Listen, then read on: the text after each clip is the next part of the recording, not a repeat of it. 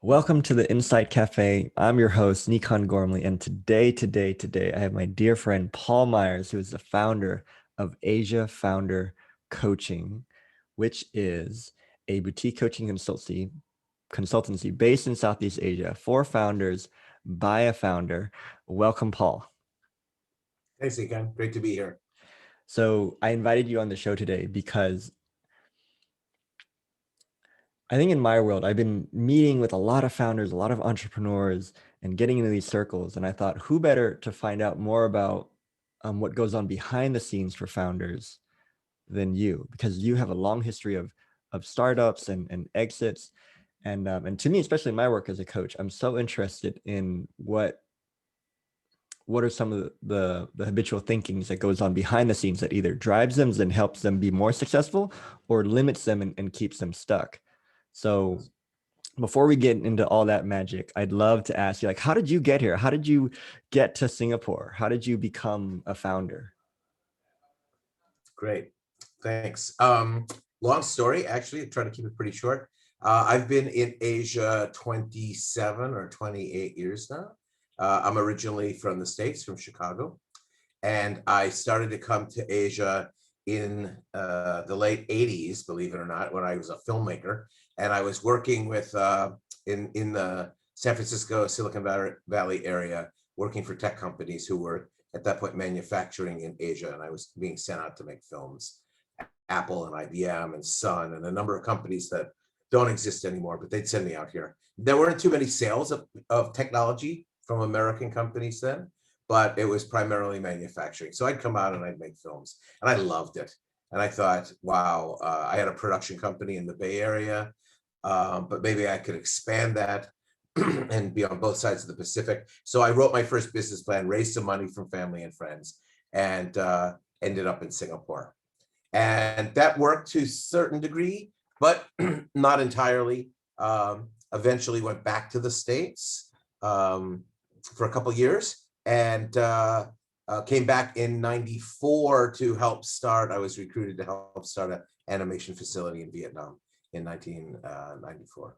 That was making, this is pre-internet days, and we were making educational CD-ROMs. I'm sure everybody remembers those, sort of like Magic School Bus and stuff like that. So we were doing the artwork for that in Vietnam, and I set up and recruited animators from all over the country and set it up in Ho Chi Minh City, and eventually moved back to Singapore in 1995. And I've really been here ever since.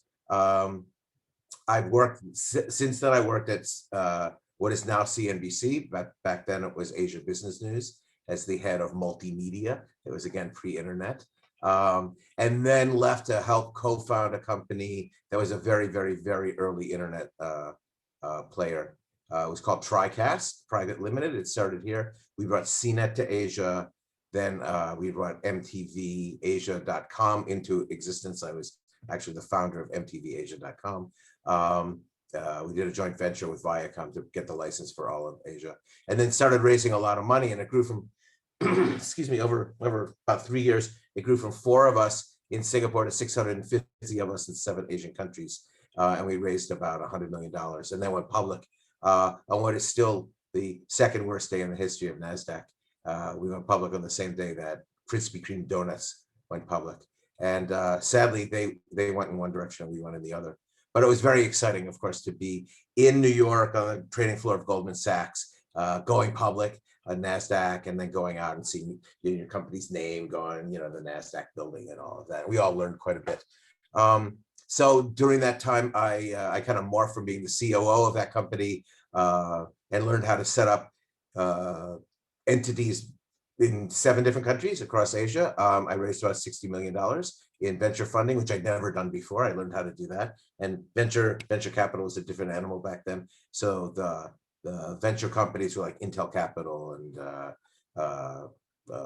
Hambrick and Quist, and some of the old school venture firms at that point. It was very exciting to do that. And I learned a lot, obviously. And then that ended. Kapow! Very, very suddenly, in April of the year 2000, everything blew up, and that's when we went public. So rather rapidly moved on from there. 3-4 months later, moved on from there Took a little time out since I had a young family, and then did some other things, eventually starting another company, a mobile content company, pre-App Store, and became the largest distributor of mobile games in Southeast Asia. And I had about 30 people working on the team. We had offices in Bangkok and Manila and people on the ground throughout Southeast Asia, and deals with every carrier in Southeast Asia, and a billing engine, a micro billing engine, one of the first ones in Southeast Asia that was connected to 16, 17 carriers around the region, and represented every major game company with the exception of Disney, really, in Southeast Asia. And I sold that, had a trade sale exit, gosh, in 2009, I believe. Okay. So then did some other things, worked with larger companies, smaller companies, Vodafone, Xerox, this, that, the other. Started paying attention more towards the startup ecosystem again and seeing how I could help, having done this. And so I became the entrepreneur in residence for MOX, the mobile only accelerator, part of SOSV, and part of 𝗣𝘂𝘶𝗂𝗋's wonderful giant acceleration machine in Asia. I did that for a while, and then was recruited to become the head of muru-D, which was Telstra's accelerator program in Asia, which is based here in Singapore. And did that for a while, and then left that when it was shut down, and became a team member for the Asian Development Bank, where we helped set up a early stage impact focused fund for emerging markets, which is the first kind of venture fund for Asian Development Bank. And it's called ADBVentures, and it's up and running and operational now. So in a short version of that, I've kind of worked on all sides of the startup ecosystem, as a founder, as a funder. I do angel investments on the side, as a mentor, as a coach, help build a fund, help run an accelerator. So kind of all the bits and pieces. And that's really where my heart and DNA are nowadays. Holy shit. That's like 10 lifetimes. We need to do a whole separate podcast just on that story and dive into the peaks and valleys of that. There are like volumes of books in there, I reckon. Yeah, there's some good stories. We skimmed the good stories. I did have hair when I started. Let's just put it that way. Oh, that's amazing. I know we're going to talk about founders today, but my mind's just buzzing. I'm like, whoa. So because now you're a coach for founders, and you're bringing in all that wisdom and knowledge and experience of being in the game, what do you see today as the key drivers of founders and being successful, or not, or the things that are in the way from your years and years of just being in the game? I think there are a lot of motivators right now. I'm really excited about this time in the startup industry. Let's call it the startup industry, for lack of a better phrase. Okay, because I think it is. 10 years ago, it was something very, very different, and there were a few small VCs and there were a few small programs around the region. But now, it's quite a well-developed industry, and you have lots of different levels of it, and so in different countries you have accelerators, and you have government programs, and investment laws are changing, and you have private investors, and you have public investors, and you have successful founders who are starting to bring their money and expertise back in, which is really how the flywheel works, right? That's what really makes it happen in Silicon Valley and places like Israel, where you have experienced investors coming back in and bringing their money and their experience with it. So it's a very exciting time across Southeast Asia, right? There's a lot of people, obviously, and a lot of different countries, and each one is different, of course. But across the board, I could say that generally the industry has matured. We're starting to see more and bigger companies, not necessarily unicorns, which, all the governments would love to see unicorns, and some of the VCs would like to see unicorns, of course. But more companies that have moved from the seed stage to the growth stage. They're Series A, they're Series B. They're becoming bigger 7, 8, 9-figure companies that are, making significant change in the region. And that's very exciting to me. That means that it's mature. and they're training new people, and new people are learning things and rotating amongst companies. And that's really where your ecosystem starts to build. And that's happening now. Okay. Even with COVID, and even with the last year, and in some cases, maybe because of, or especially because of, we're seeing a lot of change in that arena. And so there's a lot of interest in innovation from a institutional side, right? Companies want to see it, governments want to see it, jobs are created that way. But also, I think that founders realize that the tool set and methodology is available today to enough people that if you have an idea and some energy, you could start a company to do something cool or different, or move the needle, or all of the above, right? And it's not like just some guy in a garage in Palo Alto. It's you here in, a suburb of Bangkok, or in, Baguio City in the Philippines, or in Bandung, or, wherever. You can do that. The tools are there, the money's there, the expertise is there. So let's get going, right? So that's a really interesting time for me right now.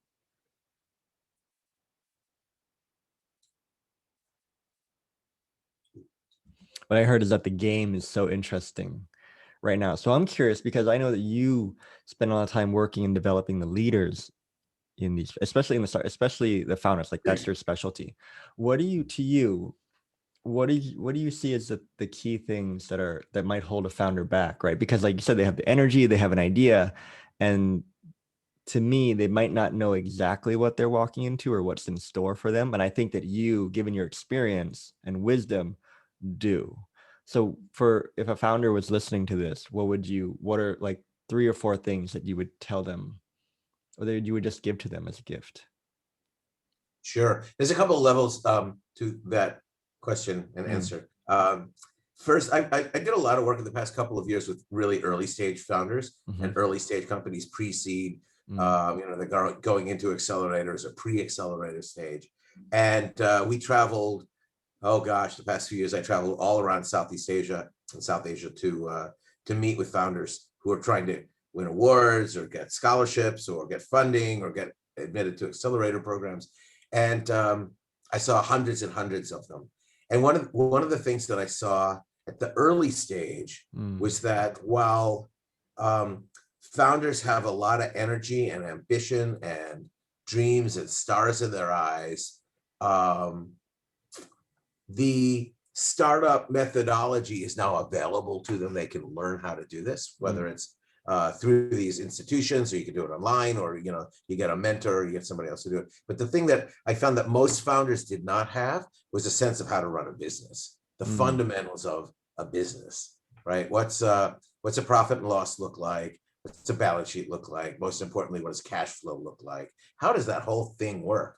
And so, well, in my experience, and I suspect a lot of people's experience, their parents might know how that works. We all wanted to get on that fast track escalator and do this cool startup. And no matter what the startup was, it's still a business. And so a lot of founders don't at the beginning understand the basic mechanics of running a business. And it's the cold hard facts of, hey, you're out of money. Right. What came to me is, I imagine, because when I went to business school, when I actually started my own business, it seemed like completely different worlds, because in the business school it was based on a lot of ideal situations, but in the real world it was like hold up, it's not in my textbook. And it was like a whole new learning experience. So yeah. And for me, I was the flip side of that. I was like, oh, this is the cash flow statement? What's that about? Right? Like 4 years what's in. like, anybody know what this is? Right. But I can see how that could be helpful. But there was no one to say, listen, you should be paying attention to this, right? When you get started. Right. So I was like, oh yeah, I could do this business. And I could do the business, but I didn't understand the cash flow because I never had to. And I wasn't told I wasn't taught to or told to pay attention to that thing. To me, this is one of those things where you can study for it, you learn, but like the moment you step into the game, it becomes very real.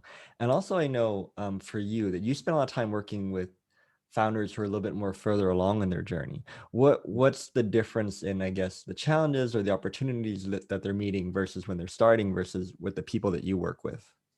Sure, sure. So when I started Asia Founder Coaching, I specifically made the decision to work with founders who are further along the curve, or post-Series A, okay? So in general, what that means is they have found a product market fit with their company. They've bumbled along, bumped their heads, figured out how their machine works, built their machine, raised money, expanded, successfully raised some more money, were able to convince investors that they had the right product and the right plan, and we're starting to step on the gas to expand and accelerate. Okay. And I do that for a couple of reasons, but I find that to be a very interesting and exciting stage because it's very different from what came before it.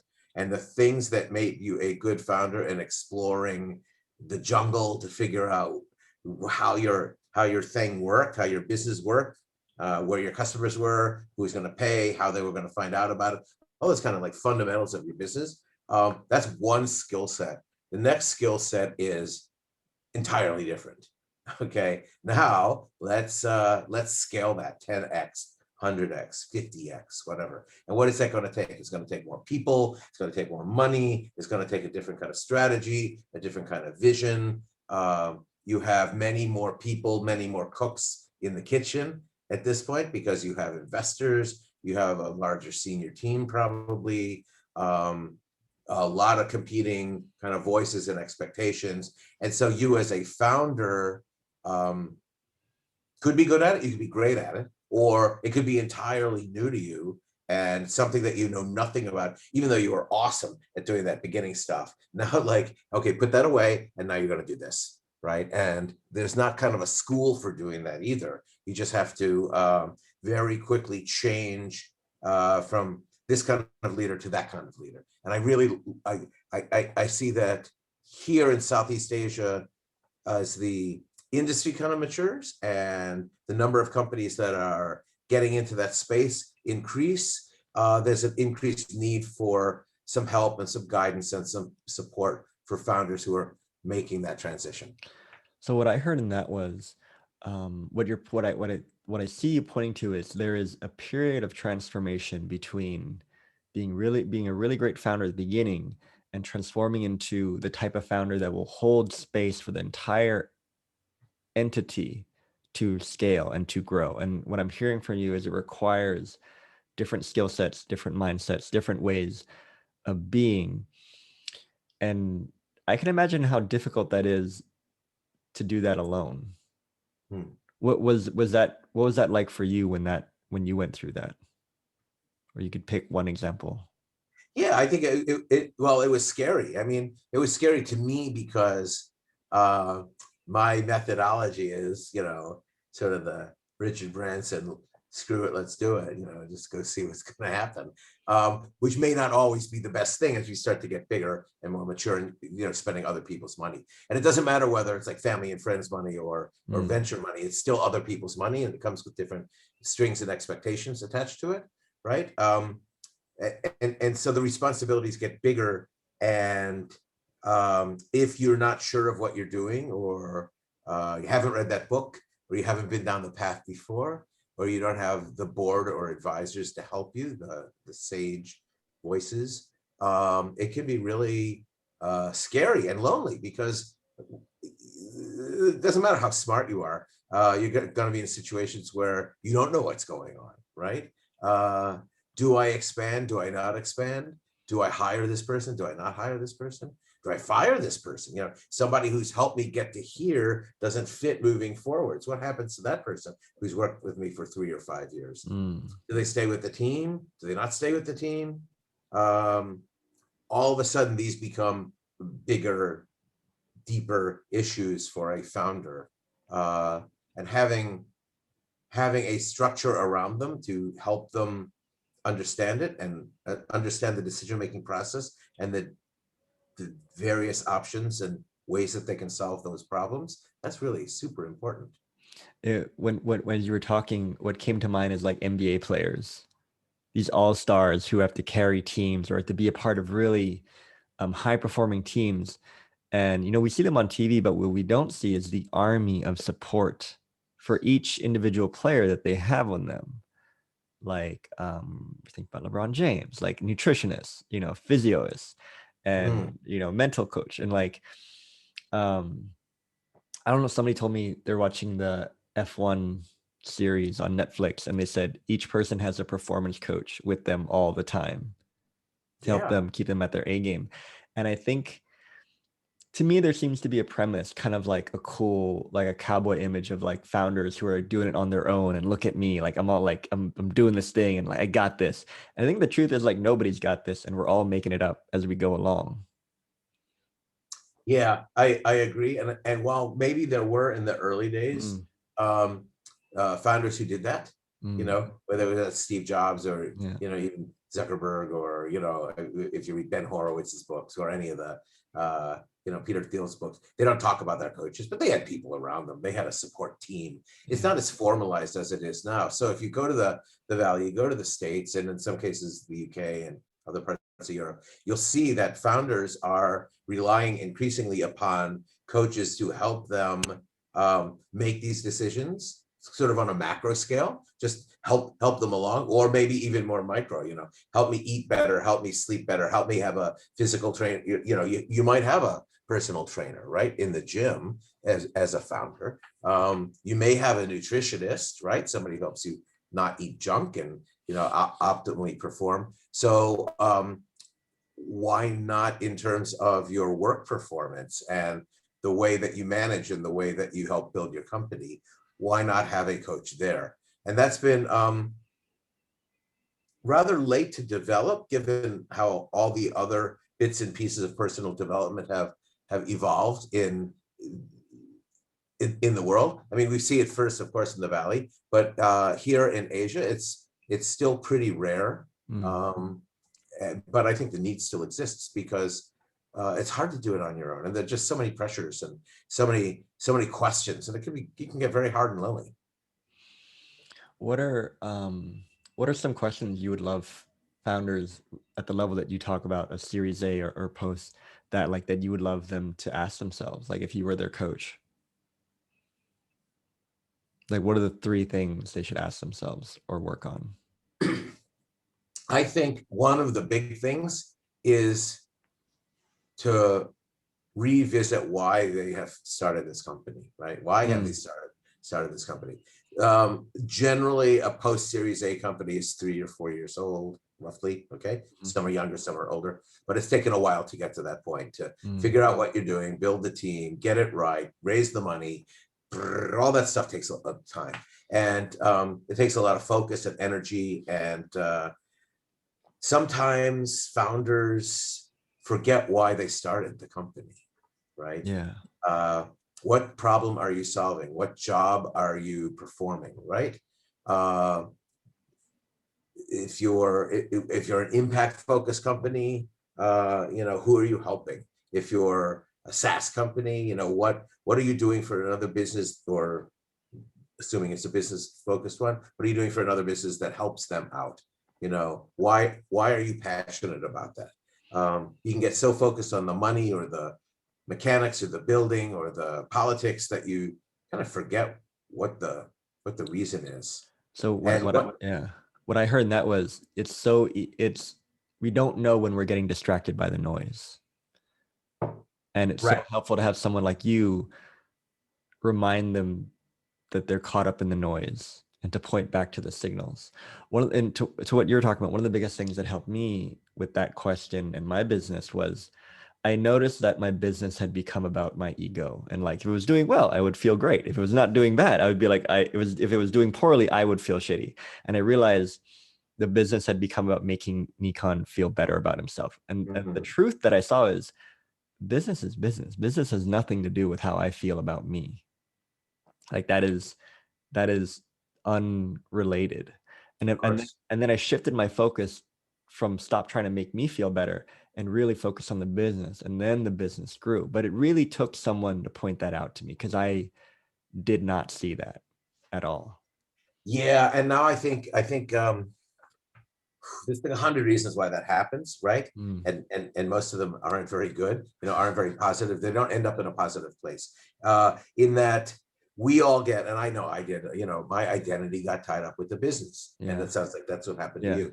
And it's so easy, that how's your business doing? Oh, it's like it's great, and I'm great. As if or I'm it talking sucks, and about me, I like suck. I asked about your business. I didn't ask about you, right? Right, Yeah. right. But it becomes the same thing. Right. It So does. and then most founders, and most founders take that inside themselves, okay? And it just becomes part of who they are. And so when things aren't going well, then their lives start to have problems with the rest of their lives, right? Like they're two different things. Right. So like at home with their partner, or with their kids, or management, or how they take care of themselves, or any one of those other kinds of things that are not specific to the business, that those things all are affected as well, right? And so if the business does not do well, and not all businesses succeed. In fact, most of them don't. We know that most of them don't succeed, right? What happens to you then? What happens, where's your mental health at? And we hear a lot of sad stories about how that people hurt themselves, or ones they love, or just because as their business fails, they see themselves as failures. And that's really important to explore and kind of separate and tease out. I think that's a wonderful premise to explore in a future podcast. Because I think, especially in Asia, in this culture, like self-judgment and pressure is a huge unseen problem, and it's a big mental health issue that people rarely bring to light. So thank you for touching on that. Yeah. And I think also, I totally agree.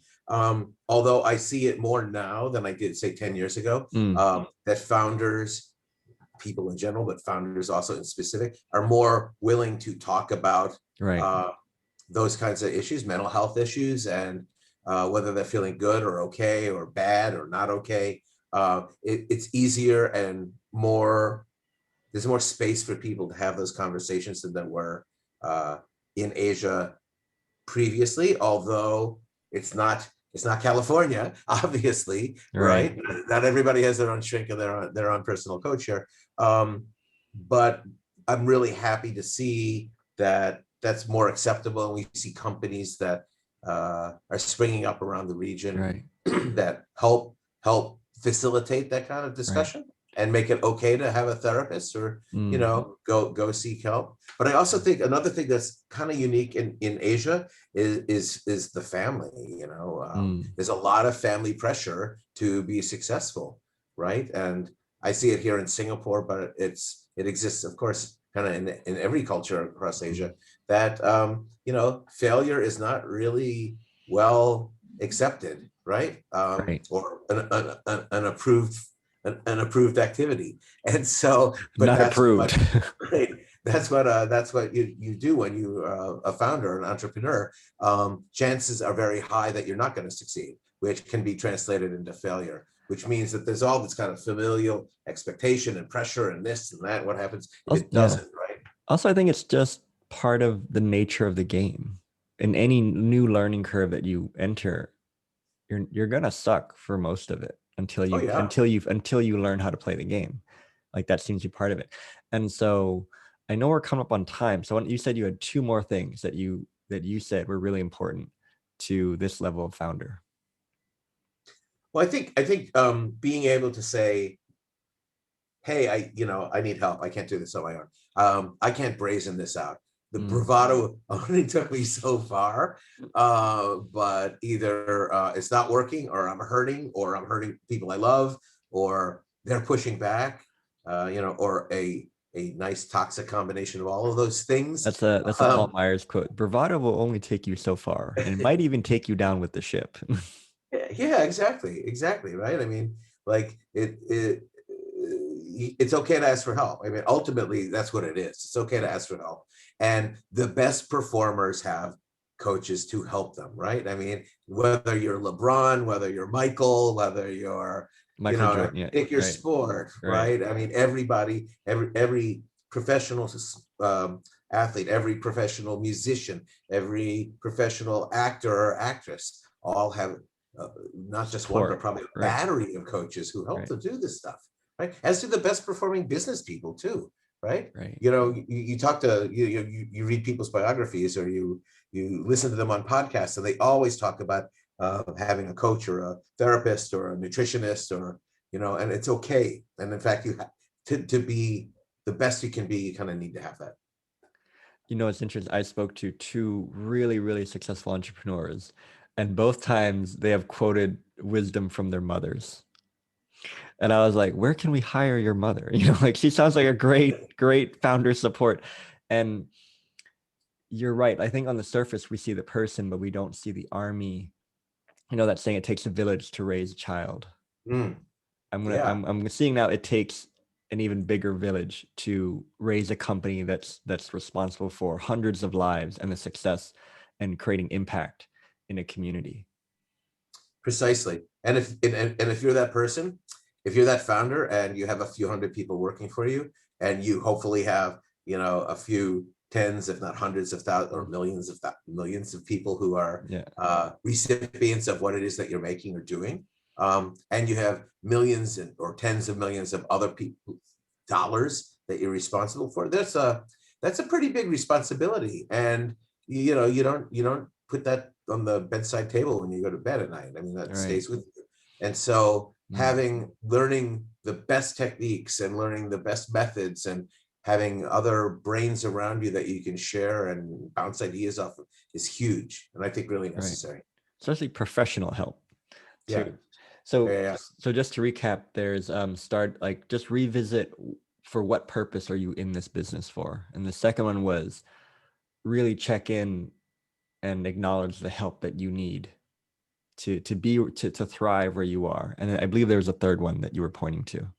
Yeah, and I think the third one is just be a little kinder to yourself, really. Just like take the time to take a breath and realize that even if it is not going to work, even if it all goes pear-shaped, and you crash and burn spectacularly, it's such a great opportunity to learn and to try new things and to meet new people. And it's kind of a blessing, I guess. I don't often use that word, but you know, I have this opportunity to do something great like that. It's okay. It's okay. And, you know, enjoy the ride a little bit. It's not all life and death here. Be appreciative of it. Be appreciative of the people you meet and what you're learning. And it reminds me of a quote. I don't remember the quote word for it, but I remember what it was about. It was a Teddy Roosevelt quote about it's not the critic who counts, it's the gladiator in the arena. And I don't think a lot of people realize that as the founders, as the center of attention, they are the gladiators in the arena. And 27 hours a day. 27 hours a day, the moment you wake up and you're like the go-to person. And I think, and pointing it back to what you said about being kind to yourself, that was one of the most profound things that I have heard a teacher say to me. And Dr. 𝗣𝘂𝗋 from the US, and he's a clinical psychologist and 3P coach, amazing human being. And he was asked, you know, what would you give to these people who are going to go out and be helpful? And he said, just be gentle on yourself. And that hit me at a deep, deep level, because I realized how unkind I can be to myself. We're all like that. I mean, it was, you know, I mean, it was so busy that I didn't have time to even make the list. Right. like you're too busy to make the list to figure out what it is you got to do. Right.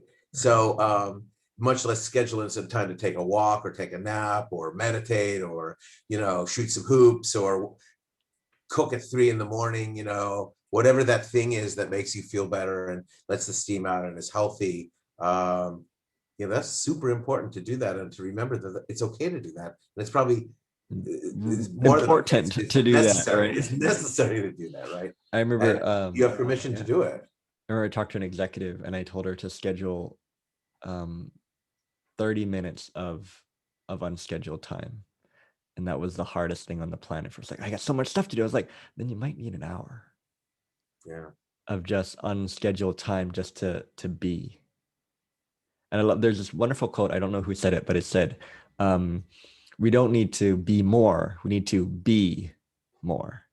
And I think that's what you're pointing to. Like that's where their power is, that they're pushing aside to try and, do this thing.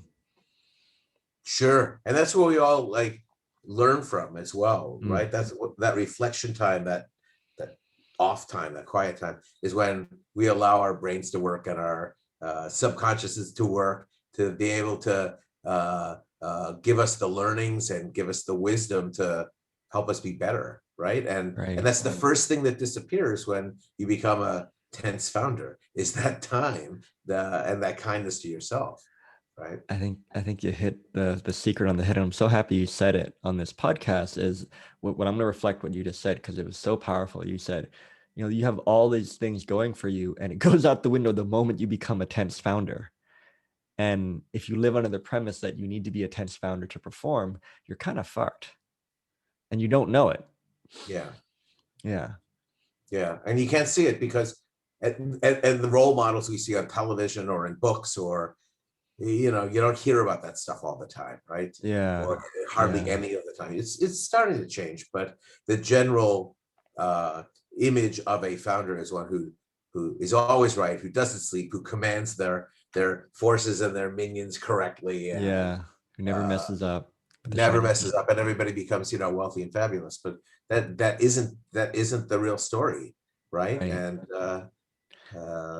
it's hard work, and it takes its toll, and it's important to be kind to yourself and the people around you, and ask for help. It's okay. It's cool.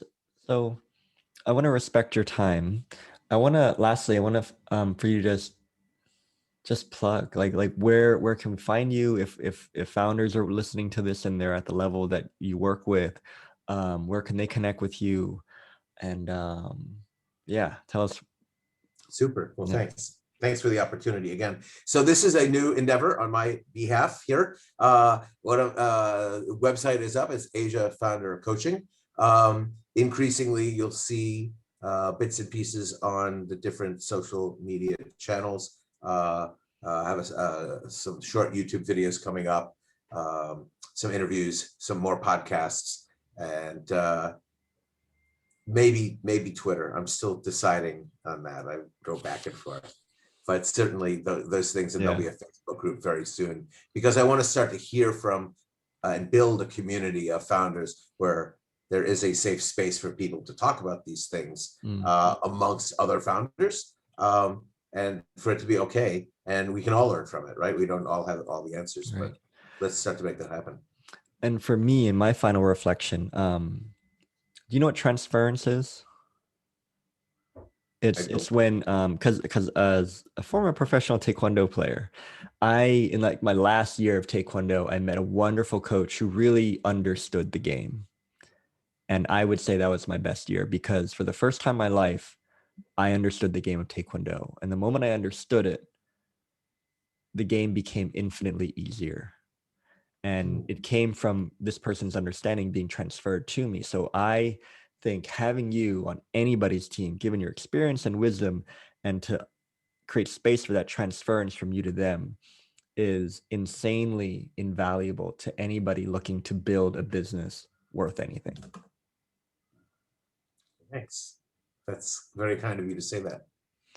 And I just know you're going to do great things, and you're going to help people do great things. And I'm so grateful that you are in this region. We are in such need of wonderful coaches like yourselves. Wow. Well, thanks, Tikan. You're And thank welcome. you for all your help and support as well. Thank you. All right, so you're definitely coming back for another episode. We're going to dive deep on specific topics, because there's more in this story that I want to Yeah. know more about. So thank you so much. It's been so wonderful having you on. All right. Thanks so much for having me. All right. Thanks, Bye. Tikan. Take care. Bye-bye. Bye.